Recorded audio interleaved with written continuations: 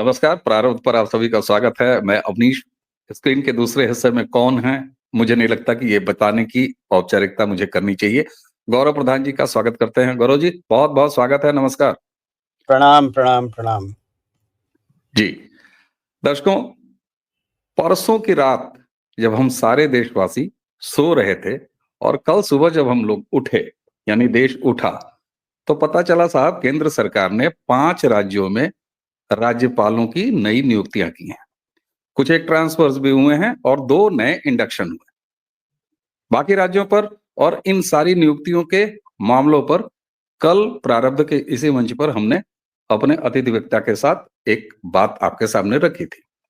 लेकिन मिजोरम और मणिपुर जो कि पिछले बहुत दशकों से, लेकिन अगर कह लिया जाए तो पिछले 1.5 सालों से एक दूसरे तरह की जातीय हिंसा और मिजोरम के रास्ते मणिपुर में हो रही घुसपैठ या कह लीजिए आतंक उग्रवादी घटनाएं, ये एक ऐसा मामला है जिसे लेकर राहुल गांधी, इंडिया अलायंस और तमाम विपक्ष हो हल्ला करता रहा। लेकिन जब 5 राज्यों में राज्यपाल नए इंडक्ट हुए तो मणिपुर में भूतपूर्व केंद्रीय गृह सचिव ए.के. भल्ला साहब और मिजोरम में हमारे सेना प्रमुख रह चुके जनरल वी.के. सिंह साहब, ये 2 नियुक्तियों ने कुछ संकेत दिए हैं। क्या संकेत दिए हैं, इस पर मुझे नहीं लगता कि गौरव प्रधान जी से कोई बेहतर व्यक्ति होगा जिससे हम ये बात कर सके। इसलिए आज की ये चर्चा मणिपुर और मिजोरम में, ये एक नौकरशाह की नियुक्ति मणिपुर में और एक सेना नायक की नियुक्ति मिजोरम में। गौरव साहब, ये सिर्फ राज्यपाल हैं या इसके मायने कुछ और है? Over to you sir. देखिए, कांग्रेस के समय राज्यपाल की नियुक्ति या तो अवार्ड के लिए होती थी या पनिशमेंट के लिए होती थी।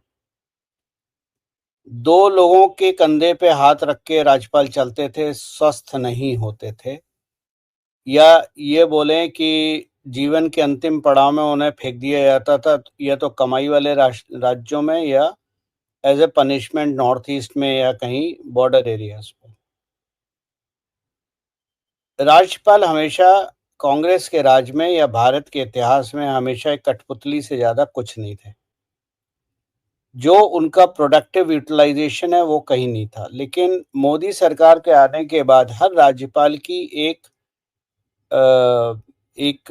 यूएसपी है, एक यूनिक चीज है जिसको यूटिलाइज सरकार करती है विभिन्न तरीकों से। तो जो ये 5 राज्यों में हुए हैं राज्यपालों के बदलाव, ये केवल राज्यपाल ही नहीं बदले गए, बल्कि इसके पीछे बहुत बड़ा स्ट्रैटेजिक रीजन है और पूरा ब्लूप्रिंट सामने समझ में आता है। जब आपको याद होगा, आप ही के चैनल पे हमने बोला था जब हम मणिपुर गए थे कि अब आप बदलाव देखेंगे, तो वो बदलाव की शुरुआत राज्यपालों से हुई है। और शायद आप बोल सकते हैं कि हम सो रहे थे रात को और राज्यपाल बदल दिए गए। हम नहीं सोते हैं, हम तब सोते हैं जब देश सोता है, हम तब जगते हैं जब देश सोता है। तो ये कोइंसिडेंस नहीं है, ये एक सोची समझी रणनीति का हिस्सा है और वो ही मैं आपको समझा सकता हूँ। म्यूट हैं आप? म्यूट हैं भाई साहब? माफ कीजिएगा, ये बात हम समझ सकते हैं और इसीलिए कल इन 5 नियुक्तियों पर चर्चा करने के बाद भी हम इसी विषय को लेकर गौरव प्रधान जी आपके साथ बैठे हुए हैं। मणिपुर और मिजोरम विशेष रूप से हमने बिहार पर चर्चा कर ली, हमने उड़ीसा पर चर्चा कर ली, हमने बाकी राज्यों पर चर्चा कर ली थी। देखिए साहब, क्या मणिपुर एक लॉ एंड ऑर्डर की समस्या है? ये बहुत सारे लोगों के मन में सवाल हो सकता है। ये भी सवाल हो सकता है कि क्या मणिपुर की समस्या या मिजोरम का उससे अंतर संबंध, ये कोई नस्लीय, जातीय या सांस्कृतिक मामला है, या लॉ एंड ऑर्डर जिसमें ड्रग शामिल है वो भी है? क्योंकि एक वरिष्ठ नौकरशाह जिन्होंने अभी-अभी एक सफल अपना कार्यकाल होम में बिताया है, होम सेक्रेटरी के तौर पर, और जनरल वीके सिंह, अदम्य शौर्य। तो ये केवल एक एंगेजमेंट या पोस्ट रिटायरमेंट सेशन या जनरल वीके सिंह का एडजस्टमेंट, क्योंकि मंत्री रहे, अब मंत्री नहीं नहीं थे, तो ये भर नहीं दिखाई देता है। दूसरा, मणिपुर की अपनी समस्या तो जो चल रही है वो है ही, उसके साथ ही जो बांग्लादेश की अशांत स्थिति है, चीन का वहां पर जो पूरा मामला है, तो ये एक ऐसी नियुक्ति लग रही है कि एक बड़े प्लान का हिस्सा है। मैं चाहूंगा दो चीजें आप क्लियर कर दें। क्या ये लॉ एंड ऑर्डर की स्थिति है जिसे हैंडल करने के लिए इन लोगों को वहां भेजा गया है, या ये वहां पर जातीय, नस्ली और सांस्कृतिक मामला है, लॉ एंड ऑर्डर के साथ ड्रग्स जुड़ा हुआ है? गौरव सर।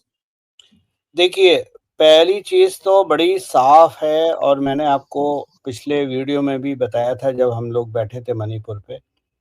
मणिपुर की समस्या या नॉर्थ ईस्ट की समस्या, चाहे मणिपुर हो या और राज्य हो, लॉ एंड ऑर्डर की सिचुएशन नहीं है। मणिपुर जियो पॉलिटिकल हॉट पोटैटो है, और इसमें जो स्टेक होल्डर हैं, इसमें स्टेक होल्डर आपके चाइना है, बांग्लादेश है, और सबसे बड़ा अमेरिका है। तो ये जब बात होती है बांग्लादेश, चाइना, अमेरिका की, तो ये लॉ एंड ऑर्डर सिचुएशन नहीं हो जाती है, ये एक जियोपॉलिटिकल सिचुएशन है। अब अगर ये तो आपके पहले प्रश्न का जवाब हो गया कि ये लॉ एंड ऑर्डर किसी भी रूप में है। देखिए, हमारी हमारी सेनाएं, हमारी पुलिस, हमारी स्टेट पुलिस और अर्धसैनिक बल बहुत सक्षम है लॉ एंड ऑर्डर मैनेज करने के लिए, लेकिन ये लॉ एंड ऑर्डर का इशू ना था ना है, ये जियोपॉलिटिकल स्ट्रैटेजी है। लोग केवल इसको ड्रग के एरिया से देखते हैं, वो भी गलत है, क्योंकि हाँ, मानता हूँ ड्रग बहुत बड़ा एक कंपोनेंट है, बहुत बड़ा कंपोनेंट है, कई लाखों करोड़ों का कंपोनेंट है, लेकिन इसके अलावा उस एरिया का कंट्रोल किसके हाथ में रहे, जियोपॉलिटिकल कंट्रोल किसके हाथ में रहे, इसकी पूरी उसकी पूरी कोशिश है। अमेरिका चाहता है कि वो एरिया वो अपने हाथ में ले, जिसमें चिन स्टेट आता है, जो कि 12 स्क्वायर किलोमीटर का एरिया है म्यांमार में, जिसको एक्सपेंड करके बांग्लादेश और भारत के हिस्से लेके और उसको एक बड़ा स्टेट बनाना है, ताकि वहाँ अमेरिकन अपनी मिसाइलें तैनात कर सके, ताकि इस एरिया को, साउथ ईस्ट एशिया को वो कंट्रोल कर पाए। तो ये केवल लॉ एंड ऑर्डर सिचुएशन नहीं है। अवनीश भाई। जी, अब सवाल ये उठता है साहब कि अगर ये केवल लॉ एंड ऑर्डर की स्थिति नहीं है, तो क्या ये जातीय और नस्ली इशू है, जैसे मणिपुर में मैतेईज और कुकीज के बीच में? ड्रग आपने कहा कि एक इंपॉर्टेंट एलिमेंट है, क्या ये कल्चरल इश्यूज है, या कहीं से कुछ देखिए स्पॉन्सर्ड मूवमेंट है, क्या है ये? देखिए, दूसरी बात मैं आपको क्लियर कर दूं, जो फिर लोग बोलते हैं और शोर मचाते हैं, जिस बात पे मोहन भागवत का जी का और मेरा सोच अलग अलग है, और जिस पे मैं भड़का था मोहन भागवत जी की बात पे, जब उन्होंने इसको रिलीजियस इशू बनाने की कोशिश करी थी। मणिपुर किसी भी एंगल से, मोटे मोटे शब्दों में लिख के बोल रहा हूं हेडलाइन के तौर पे, मणिपुर रिलीजियस इशू नहीं है, मणिपुर कल्चरल इशू नहीं है, मणिपुर पूर्ण रूप से एथनिक इशू है, जिसमें आग लगाई है पड़ोसी देशों ने।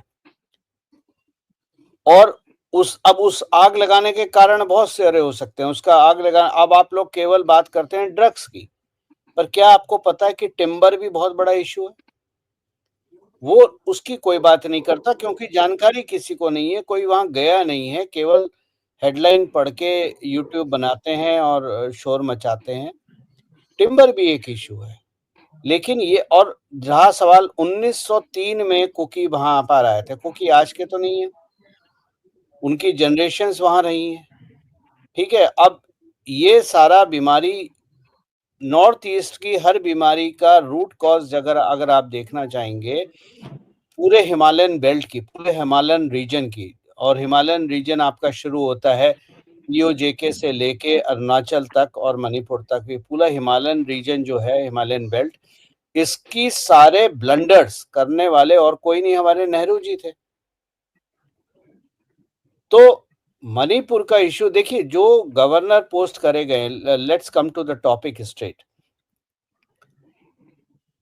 मैं केरल के गवर्नर के बारे में बात नहीं कर रहा और मैं उड़ीसा के गवर्नर के बारे में बात नहीं कर रहा। मैं आज केवल 3 गवर्नर के बारे में बात करना चाहता हूं, बिहार, मिजोरम एंड मणिपुर। अब पहले आप समझिए बिहार का इश्यू क्या है। बिहार का इश्यू सबसे बड़ा ये है कि बिहार में एक अल्पसंख्यक कम्युनिटी है। आरिफ मोहम्मद खान आज की डेट में सबसे मॉडरेट और सबसे ज्ञानी पुरुष है मुस्लिम कम्युनिटी के, जिनको ना केवल कुरान और हदीस इत्यादि का अच्छा ज्ञान है और ओरिजिनल ज्ञान है, बल्कि वो महाभारत, गीता, रामायण के भी अच्छे वक्ता हैं, अच्छे ज्ञान रखते हैं और उनको बहुत इज्जत से देखा जाता है। मुसलमान उनको इज्जत से नहीं देखता है, क्योंकि वो मुसलमान के नैरेटिव पे नहीं जाते। दूसरी बात आप समझिए, बिहार में चुनाव है। 240 आने के बाद नरेंद्र मोदी जी को जो इंसान ने सपोर्ट करा था वो है नीतीश कुमार। नीतीश कुमार और नरेंद्र मोदी जी की इक्वेशन अगर मैं रिलेशनशिप में डिफाइन करूं तो एक छोटे भाई बड़े भाई की रिलेशनशिप है। बिहार चुनाव भाजपा नीतीश कुमार के नेतृत्व में लड़ेगी और ये सारी चीज क्लियर करना बहुत जरूरी था, इसलिए आरिफ मोहम्मद खान को बिहार में लाया गया है। आरिफ मोहम्मद खान क्यों?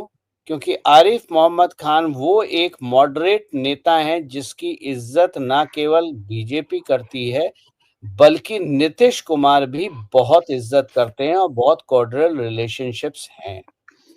जी। इसलिए ये हो गया पॉलिटिकल एंगल।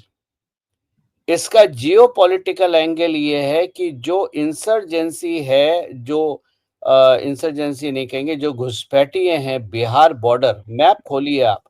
अगर आप मैप खोल के देखेंगे बिहार बॉर्डर का, सॉरी इसका क्या बोलते हैं, नॉर्थ ईस्ट का, तो नॉर्थ ईस्ट की डायरेक्ट कनेक्टिविटी बनती है बिहार से, जहां से जितने रोहिंग्यास वगैरह हैं वो घुस रहे हैं। बंगाल भी अपनी तरफ से एक तरह से बांग्लादेश से जुड़ा हुआ है और वहां पर जो बीएसएफ काम कर रही है, मतलब इस वक्त तो इन्फिल्ट्रेशन को मारने के लिए सीधी गोली बोल दी गई है कि गोली मार दो, अगर वो वापस नहीं जाते हैं वार्निंग के बाद तो गोली मार दो। तो वेस्ट बंगाल हमने कवर कर लिया है और वेस्ट बंगाल में अगर आपको याद हो, आज से 2-3 साल पहले जब अमित शाह ने as a home minister border BSF का कंट्रोल 5 किलोमीटर से बढ़ा के 50 किलोमीटर करा था, तो वो उसका एक ही कारण था, जितनी इन्फिल्ट्रेशन हो रही है और रोके। और उसमें 2 एरिया कवर किए गए थे, एक पंजाब कवर किया गया था और एक वेस्ट बंगाल किया गया था, जिसपे ममता बनर्जी ने बहुत शोर मचाया था। अब आपका एरिया रहता है बिहार का, तो बिहार में आपको नीतीश कुमार चाहिए और आपको आरिफ मोहम्मद खान चाहिए। ये हो गया आपका पॉलिटिकल और जियो पॉलिटिकल एंगल, करेक्ट। अब आप बांग्लादेश का बात देखिए। बांग्लादेश ईस्टर्न साइड में बिहार और वेस्ट बंगाल से घिरा है। ऊपर आपका असम, शिलोंग, मणिपुर इत्यादि आते हैं। बांग्लादेश के ऊपर आते हैं आपके असम आता है, एक तरफ मणिपुर, असम आता है, ऊपर की साइड की बात कर रहा हूँ, और मेघालय आता है। राइट ईस्टर्न साइड में आपका बांग्लादेश कवर करता है मणिपुर और मिजोरम और त्रिपुरा। अब अगर आप इसमें एरिया वाइज जाते हैं तो सबसे ज्यादा बांग्लादेश की सीमा को कवर करने वाला स्टेट है मिजोरम। मिजोरम अपने आप में एक लैंड लॉक स्टेट है और लैंड लॉक स्टेट होने के कारण वो एक तरफ से नॉर्थ ईस्ट में लैंड लॉक स्टेट है मिजोरम, एक तरफ 722 किलोमीटर का बॉर्डर है उसका म्यांमार और बांग्लादेश के साथ, और दूसरा ऊपर की तरफ है उसका आपका मणिपुर की साइड।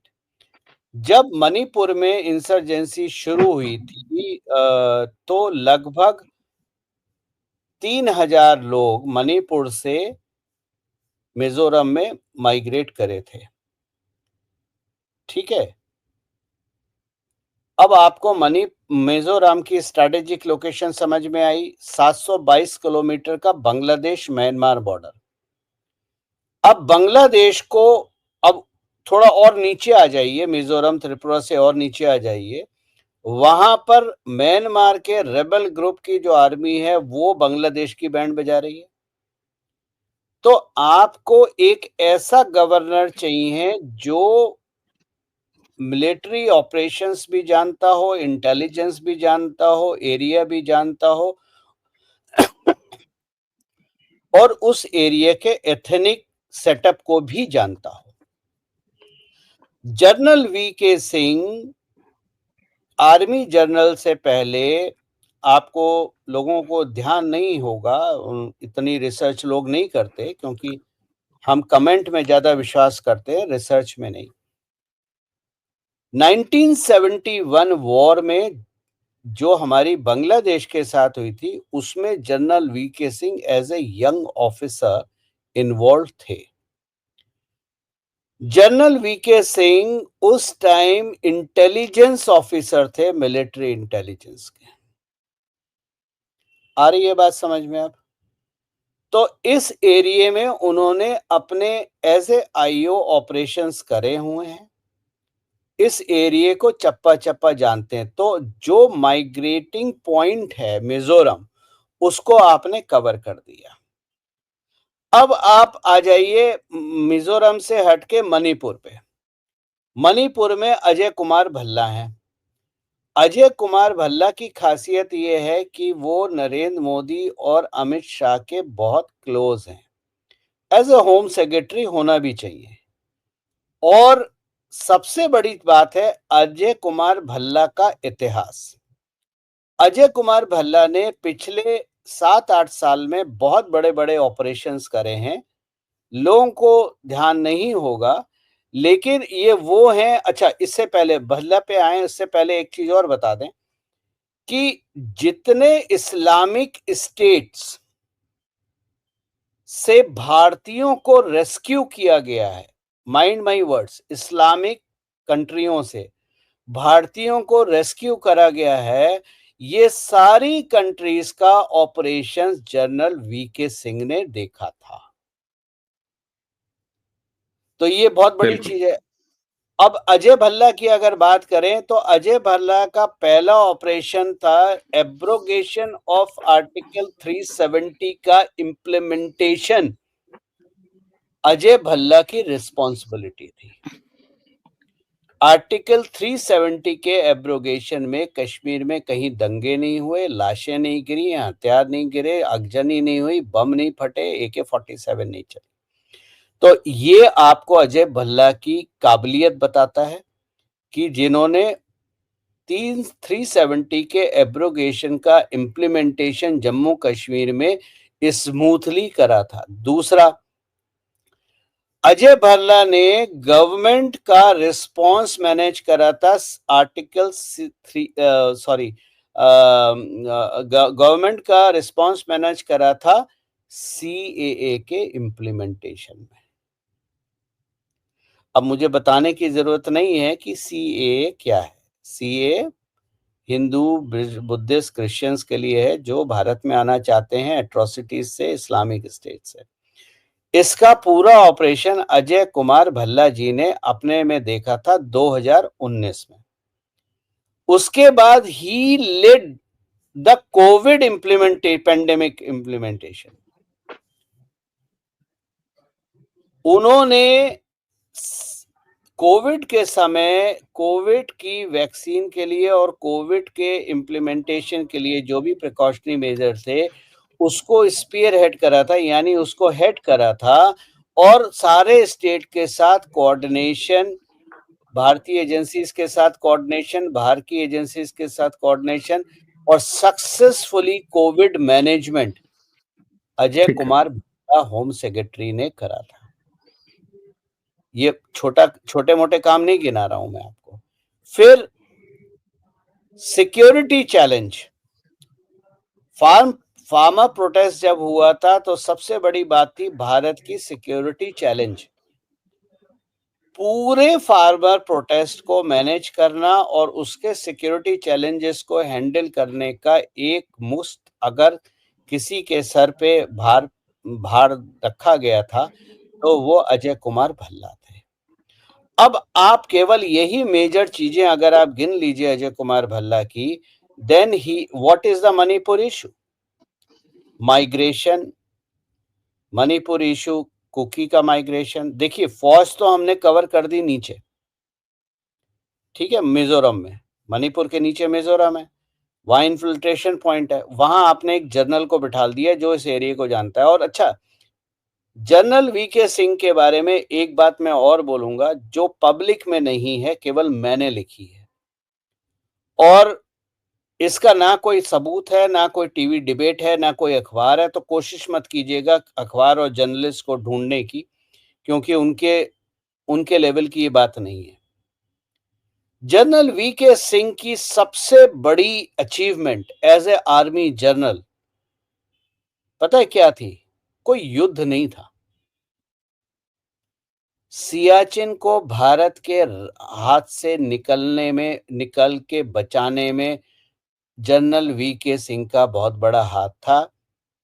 जब कांग्रेस की सरकार ने, सोनिया गांधी ने डिसाइड कर लिया था कि हम सियाचिन को डीमिलिटराइज करके छोड़ देंगे। डीमिलिटराइजेशन का मतलब है कि दोनों देशों की सेनाएं जितनी भी हैं वो वहां से हट जाएंगी। लेकिन सच्चाई ये है कि सियाचिन पे पाकिस्तान की या चाइना की कोई सेना नहीं थी, केवल भारतीय सेना थी। तो उसको डीमिलिटराइजेशन का मतलब होता है भारतीय सेनाओं को पीछे बुलाना, यानी पाकिस्तानी सेनाओं को खुला प्लेटफॉर्म देना। उसका सबसे बड़ा प्रोटेस्ट और सबसे turn around general VK Singh ने करा था। आपको समझ में आ गई? ये दोनों ऑफिसर सिम्फनी के हिस्सा हैं, ये अलग अलग गवर्नर बेस नहीं है। बिल्कुल बिल्कुल। देखिए गौरव साहब, ना तो भल्ला साहब की जो उनकी कुवत है, जो उनकी क्वालिटी है, इस पर कोई चैलेंज, या जनरल वीके सिंह पर तो कोई सवाल ही नहीं। ये जो आपने सिम्फनी बताई वो समझ में आता है, और इसीलिए मिजोरम और मणिपुर, वहां पर ये एक तरह से ये एक स्ट्रैटेजिक पोस्टिंग है। लेकिन एक सवाल तमाम जनता के मन में, तमाम दर्शकों के मन में आता है। मुझे लगता है कि अब मैं उस सवाल को आपके सामने रखूं। बीरेन सिंह एक चुनी हुई सरकार के मुख्यमंत्री हैं मणिपुर में, भारतीय जनता पार्टी की सरकार। मिजोरम की अगर मैं बात करूं तो लाल दोहमा, वो जोरम पीपुल्स जो फ्रंट है उसके मुख्यमंत्री हैं। वहां पर बहुत सालों तक कांग्रेस की सरकार चलती आई, काफी दशकों, मेरे ख्याल से 2 दशक के लगभग कांग्रेस की सरकार रही, और उसके बाद वहां सरकार बदली है और एक नई सरकार आई। इस सरकार का भी केंद्र सरकार से एक मित्रवत है, कम से कम कांग्रेस जैसा शत्रुवत कोई व्यवहार नहीं है। और मणिपुर में तो खुद भाजपाई मुख्यमंत्री हैं साहब। जो देश, जहां हमारा जो शासन व्यवस्था है, जिसमें राज्यपाल राष्ट्रपति के दूत माने जाते हैं, और अब तक भाजपा से पहले या मोदी वाली भाजपा से पहले 2014 से पहले जैसा कि ये देखा जाता रहा कि राजभवन में चुपचाप रबड़ स्टैंप की तरह बैठे रहने वाले राज्यपाल इस देश ने देखे हैं। वेस्ट बंगाल में धनखड़ साहब ने ये परंपरा तोड़ी, तमाम ऐसे उदाहरण। ऐसे में क्या मुख्यमंत्री के बस का मणिपुर संभालना नहीं था कि वहां पर भल्ला साहब को नियुक्ति करी गई और दूसरी तरफ वीके सिंह लगाए गए हैं? अगर ऐसा नहीं था तो फिर बीरेन सिंह क्या भारतीय जनता पार्टी आलाकमान और प्रधानमंत्री से भी ऊपर हो चुके हैं? हट क्यों नहीं रहे हैं बीरेन सिंह? रिप्लेस मैं क्यों बता नहीं किए जा रहे हैं? मैं बताता हूँ। बीरेन सिंह भारतीय जनता पार्टी के मुख्यमंत्री हैं, इसमें कोई शक नहीं। लेकिन बीरेन सिंह अपने पहले टर्म में भारतीय जनता पार्टी के मुख्यमंत्री थे और दूसरे टर्म के 1 साल के बाद उन्हें लगा कि वो इस राज्य के कर्ता-धर्ता बन गए हैं। बीरेन्द्र सिंह, अजय कुमार भल्ला का अपॉइंटमेंट, और मैं जिम्मेदारी से कह रहा हूं और ये बात कोई और नहीं बोलेगा, समझेगा नहीं, क्योंकि वो ग्राउंड पे कभी रहा नहीं। आप भी जानते हैं, मेरे मणिपुर ट्रिप रहे हैं, उसके बाद ये सारे कांड शुरू हुए। अजय कुमार भल्ला का अपॉइंटमेंट, अच्छा इससे पहले मैं एक बार बता दूं, भारतीय जनता पार्टी ने कभी भी, भारतीय जनता पार्टी की केंद्र सरकार ने कभी भी किसी को अपने पद से बेदखल नहीं किया है, चाहे वो कितना भी एडवर्सरी रहा हो, जिसमें चाहे आपके मलिक हों, जम्मू कश्मीर के गवर्नर, या रघुराम राजन हो जो रिजर्व बैंक के गवर्नर थे, या और भी बहुत थे। उनको एक सेफ पैसेज दिया गया कि आप इज्जत से रिटायर हो जाइए और अपने घर चले जाइए। दोनों के मामले में ये चीज साबित होती है। अजय कुमार भल्ला का appointment as a Manipur governor Birendra Singh के लिए एक मैसेज है कि अब आप स्वेच्छा से इज्जत के साथ रिटायर हो जाइए और मणिपुर हमें सुधारने दीजिए, और अगर आप नहीं करेंगे तो फिर हमें आपको मजबूरी में हटाना पड़ेगा। अब आप मणिपुर को समझिए। मणिपुर में, जैसे कि मैंने पहले बोला था आपके ही चैनल पे, पुराने वीडियोस में आप देख लीजिएगा, मणिपुर के अंदर मणिपुर पुलिस नहीं है। मणिपुर के अंदर कुकी पुलिस है और आपकी मैती पुलिस है। मैती पुलिस को हवा देते हैं बीरेन्द्र सिंह, जो सारा काम भाजपा के लोगों के साथ मिलके, काउंसलर्स, एमएलएज, एमपीज के साथ नहीं करते, बल्कि वो अंडरग्राउंड वर्कर के साथ मिलके काम करते हैं। और इसमें सारी, ये जितना भी उन्होंने पॉपी काटी और ड्रग काटी, ये सब दिखावा है। अंदर बहुत कुछ रॉट है जो उसको साफ करने की जरूरत है। भल्ला जी का अपॉइंटमेंट ये भी इंडिकेट करता है कि इससे जो एडमिनिस्ट्रेटिव सर्विसेज हैं, जैसे कि आपकी पुलिस हो गई, आपकी जुडिशरी हो गई, आपकी जो भी लोकल सिस्टम्स हैं, एडमिनिस्ट्रेशन का है, क्योंकि एडमिनिस्ट्रेशन में भी एक बहुत बड़ी खाई है, कुकी एडमिनिस्ट्रेशन और मैती एडमिनिस्ट्रेशन। मणिपुर बटा हुआ है। मणिपुर में हर सर्विस 2 हिस्सों में बटी है, कुकी सर्विस और मैती सर्विस। इनके बीच का ब्रिज बनाना बहुत जरूरी था, जो बीरेन्द्र सिंह टोटली फेल हो गए बनाने में, और काफी हद तक इस दरार को बढ़ाने में बीरेन्द्र सिंह ने काम करा है। इसलिए आपको भल्ला जैसे लोगों को लाना पड़ा ताकि यहाँ पर वे ब्रिज बने। जब आपने देखा सीआरपीएफ की कंपनीज गई मणिपुर में, क्या जरूरत है सीआरपीएफ की कंपनीज में? वो इसलिए गई क्योंकि पुलिस बटी हुई थी, और केवल पुलिस ही नहीं, इंटेलिजेंस, जो लोकल इंटेलिजेंस यूनिट्स हैं वो भी बटी हुई हैं। इसीलिए वो लोकल इंटेलिजेंस यूनिट को कैप्चर करने के लिए आपको एक आईओ ऑफिसर चाहिए था, जिसका कैरियर के हिस्से में मिलिट्री इंटेलिजेंस रहा ही हो, और इसलिए जनरल वीके सिंह को मिजोरम किया गया इंटेलिजेंस के लिए। और आपका अजय कुमार भल्ला, जो कि होम सेक्रेटरी रहे हैं, यानी उनकी एक्सेस हर इंटेलिजेंस एजेंसीज के साथ रही है एज ए होम सेक्रेटरी। ये वहां पर वो चीज ब्रिज करेंगे। तो अभी मैं आपको बता, मतलब मैं किसी का नाम नहीं ले सकता, नाम लेना भी नहीं चाहूंगा, मेरी शैली नहीं है वो, लेकिन बहुत से इंटेलिजेंस ऑफिसर्स जो दिल्ली में हैं, वो इस वक्त डेस्परेट हैं कि किसी तरह से हमारी मणिपुर पोस्टिंग हो जाए, ताकि ये जो फाड़ क्रिएट किया गया है।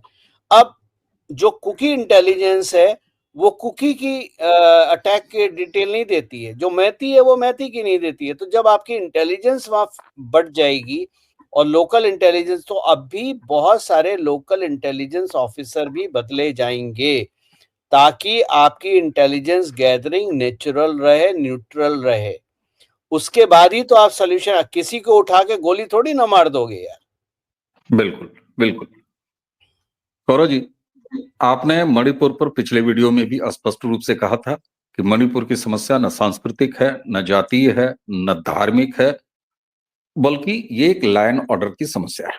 और जो फैसला राज्यपालों की नियुक्ति का केंद्र सरकार ने लिया है, उससे साफ दिखाई देता है कि जैसे लॉ एंड ऑर्डर, तो home secretary for law and order general VK Singh, तो ये एक समुच्चय साफ तौर पर दिखाई दे रहा है। और अब दर्शकों के सामने मैं बहुत ज्यादा मतलब विस्फोट क्या करूं, लेकिन मैंने इस पर एक वीडियो कॉल करने के बाद आपके साथ बैठने का निर्णय क्यों लिया, आपसे क्यों मैंने कहा कि आपके साथ बातचीत इस पर बेहद जरूरी है, क्योंकि जम्मू कश्मीर में लगातार दौरे करने के बाद इधर आपका जो नॉर्थ ईस्ट आना जाना है, और पिछले वीडियो में नॉर्थ ईस्ट से लौटने के बाद और खुद मणिपुर में रहते हुए, हालांकि वो वीडियो नेटवर्क की वजह से संभव नहीं हो पाया था, लेकिन लौट के आपने जब समय दिया, तब आपने इस तरफ इशारा किया था कि एक लंबी खाई है, लॉ एंड ऑर्डर की समस्या है। मोहन भागवत वाले उस ऐतराज का भी आपने जिक्र किया था। अब केंद्र सरकार के इस निर्णय के बाद ये साफ तौर पर इस्टेब्लिश हो जाता है कि हाँ, केंद्र सरकार भी मानती है और मान रही है कि ये लॉ एंड ऑर्डर की ही समस्या है। और ये बताता है, अब इसको सिद्ध करता है AK भल्ला साहब की नियुक्ति मणिपुर में और जनरल वीके सिंह की नियुक्ति आपके मिजोरम में। लेकिन एक चीज अभी भी खटक रही है, आगे फिर इस पर बात करूंगा निश्चित तौर पर। बीरेन सिंह इतने भारी कैसे पड़ रहे हैं उस सरकार के सामने, जो सरकार संगठन के लिए देवेंद्र फडणवीस को, जो मुख्यमंत्री रहे, जिन्होंने महाराष्ट्र चुनाव जिता के लाया, उद्धव ठाकरे के पलट जाने के बाद उन्हें जब दोबारा सरकार आई तो उप मुख्यमंत्री के लिए राजी कर लिया। शिवराज सिंह चौहान, मनोहर लाल खट्टर, इन सब ने नई पीढ़ी के लिए रास्ता छोड़ा। लेकिन बीरेन सिंह, आखिर समस्या क्या है, मैं इस वीडियो में उस पर बात नहीं करूंगा। उस पर मैं आपसे एक अलग पूरी चर्चा करूंगा, क्योंकि ये स्ट्रेटेजिक जो अपॉइंटमेंट्स हैं उस पर ये चर्चा थी। वो प्योर पॉलिटिकल चर्चा हो जाएगी, भारतीय जनता पार्टी के संगठन, भारतीय जनता पार्टी के आला कमान की चर्चा होगी, अलग फ्लेवर की चर्चा होगी। गौरव जी, उस पर भी मैं आपसे जरूर बात करूंगा, क्योंकि आपसे ज्यादा बेहतर इंसाइट कोई नहीं दे सकता, ये प्रारब्ध के दर्शक जानते हैं। जी, आपका अंतिम कमेंट। देखिए, मैंने जब बोला पुलिस बटी हुई है, इंटेलिजेंस बटी हुई है, एडमिनिस्ट्रेशन बटा हुआ है, और आपको समझ में आ गई होगी बीरेन सिंह बटे हुए हैं। एक सीएम के लिए चाहे कुकी हो, मैती हो, नागा हो, ये सब एक सिटीजन है। एक होने और बिल्कुल इसका बफर फैक्टर आएगा नागालैंड का भी। आप नागालैंड का भी कुछ मसाला देखेंगे आने वाले समय में।